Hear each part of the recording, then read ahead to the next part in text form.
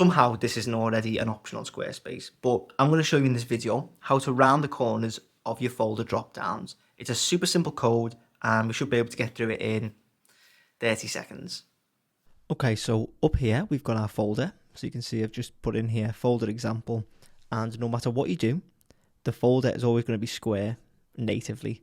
So what we need to do is go into website, and then we scroll down to website tools, we hit custom CSS, and then within here we're just going to create another couple of lines, and then we're going to paste the following code. Now it says header nav folder content, and what this essentially does is it just targets the folder. You don't really need to know how it works, I guess, just that it does work. And you can see here that this rounds the folder drop down completely. So if you want to change anything, I'll show you live here. You can change it to 20, 50, 60. You can be stupid with it. You can do 260.